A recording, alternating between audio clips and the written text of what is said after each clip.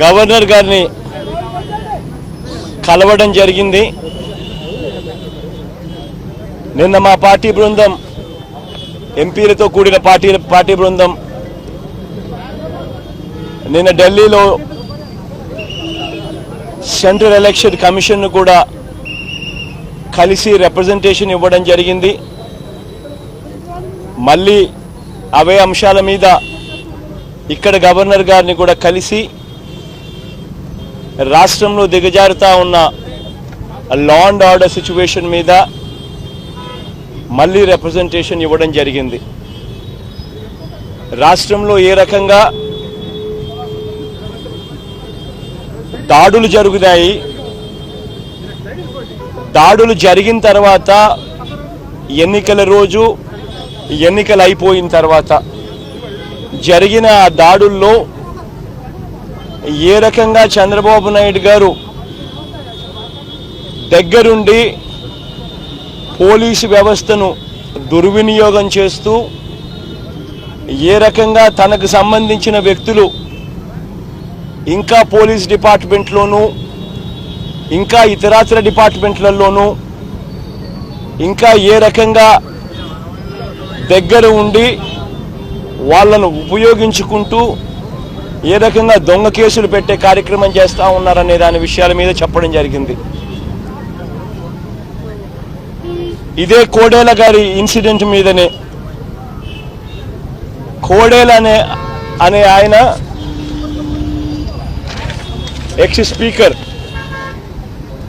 సత్తెనపల్లి నియోజకవర్గంలో ఇనమెట్ల గ్రామంలో పోలింగ్ బూత్లోకి వెళ్ళి పోలింగ్ బూత్లోకి తాను పోవడమే ఒక క్రైమ్ అయితే, అక్కడికి వెళ్ళి పోలింగ్ బూత్లో ఉన్న డోర్ను లాక్ చేసుకున్నాడు.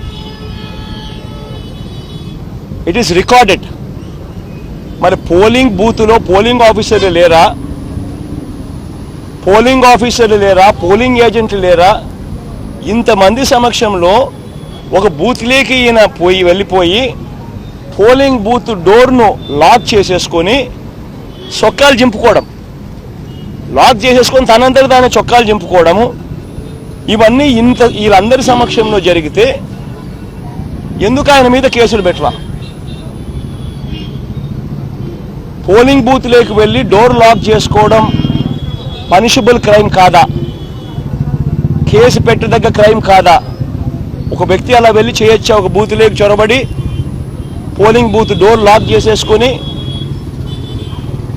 భయభ్రాంతులకు గురి చేయొచ్చా? చొక్కా చింపుకోవడము అవన్నీ చేయొచ్చా? అక్కడ ఆయన మీద ఎందుకు కేసు పెట్టలా? గురుజాల్ లాంటి ప్లేసులో యథేచ్ఛగా వాళ్ళకు ఓట్లు వేయలేదని ముస్లిమ్స్ను ఎస్సీలను ఏకంగా వాళ్ళ ఇళ్ల మీద దాడి చేసి కొట్టచ్చా?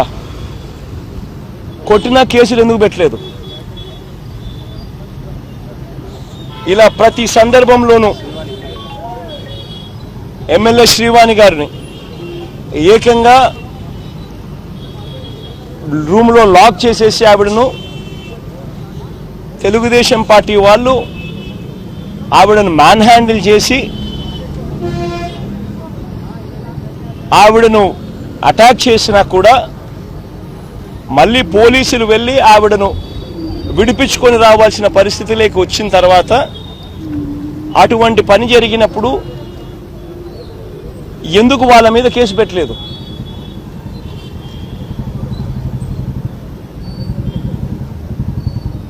ఇదే మాదిరిగా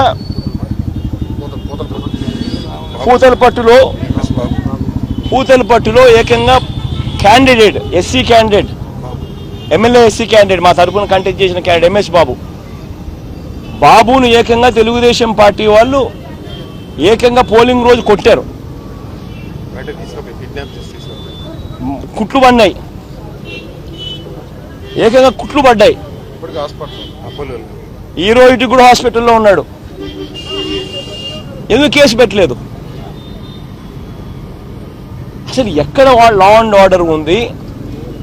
యథేచ్ఛగా ఒక 40 మంది డిఎస్పీలను వీళ్ళు ఇష్టం వచ్చినట్టుగా అవుట్ ఆఫ్ టర్న్ ప్రమోషన్లు ఇచ్చినారు ఒక కులానికి సంబంధించిన వాళ్ళను.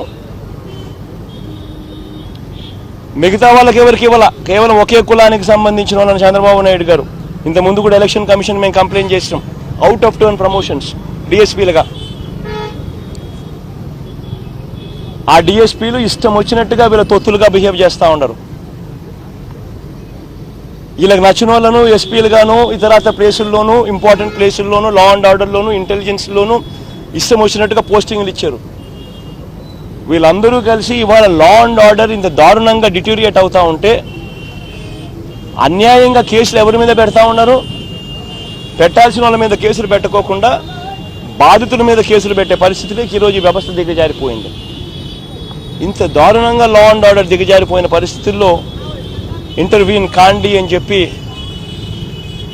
గవర్నర్ గారిని రిక్వెస్ట్ చేసినాం. ఈవీఎంలు మచిలీపట్నంలో ఈవీఎంలు వీళ్ళు పోస్ట్ చేసుకున్న అధికారులు, ఆర్డీఓలు గాను కలెక్టర్లు గాను వీళ్ళు పోస్ట్ చేసుకున్న అధికారులు ఏకంగా ఈవీఎంలో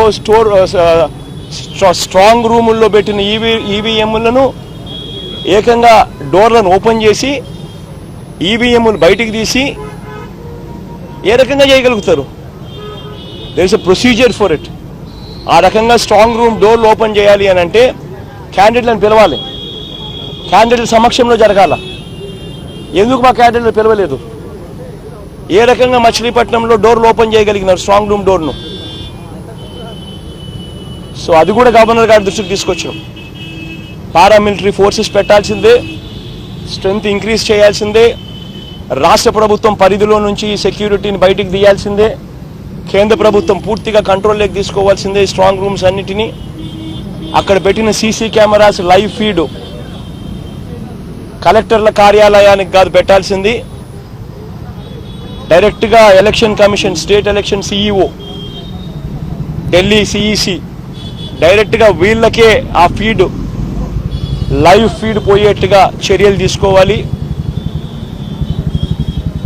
సెంట్రల్ గవర్నమెంట్ ఫోర్సెస్ ఇంకా ఎక్కువగా డిప్లాయ్ చేసి పూర్తిగా ఈవీఎం భద్రతకు సంబంధించిన అన్ని అంశాల మీద ప్రొటెక్ట్ చేయాలి అని కూడా గవర్నర్ గారి దృష్టికి తీసుకొని పోయాం. ఇవన్నీ విషయాల మీద కంప్లైంట్ చేసి యాక్షన్ తీసుకోమని చెప్పి కూడా చెప్పడం జరిగింది. సెక్రటేరియట్లో కూడా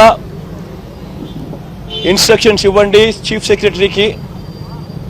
చంద్రబాబు నాయుడు గారు తాను చేసిన స్కామ్స్ మీద తన అధికారం కోల్పోయిన తర్వాత ఆ ఆధారాలను మటుమాయం చేసే కార్యక్రమంలో భాగంగా చంద్రబాబు నాయుడు గారు ప్రయత్నాలు చేస్తూ ఉన్నారు.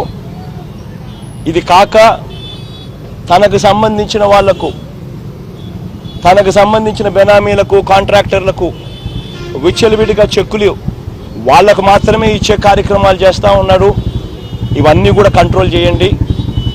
ఇది vote on account budget, vote on account budget కాబట్టి కొత్త ప్రభుత్వం వచ్చేదాకా చంద్రబాబు నాయుడు గారు సెక్రటేరియట్ను కూడా దుర్వినియోగం చేస్తూ సెక్రటేరియట్ను కూడా కంట్రోల్లోకి తీసుకుని తన అన్యాయాలను కొనసాగించడం ధర్మం కాదు.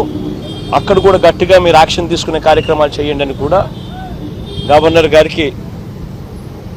గవర్నర్ గారికి రిక్వెస్ట్ చేసి యాక్షన్ తీసుకోమని చెప్పి కూడా చెప్పడం కూడా జరిగింది. అంటే అన్ని కేసులు జరిగింది. ఏమైనా ఉన్నాయా మా అడగాల్సిన ఏమైనా ఉన్నాయా?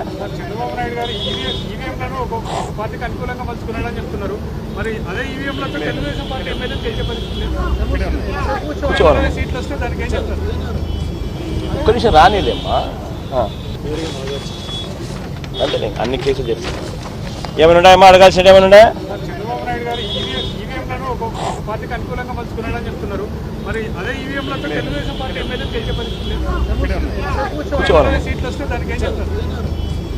ఒక్క నిమిషం రానిలేమ్మా. అంటే అన్ని కేసులు జరిగింది. ఏమైనా ఉన్నాయా మా అడగాల్సిన ఏమైనా ఉన్నాయా?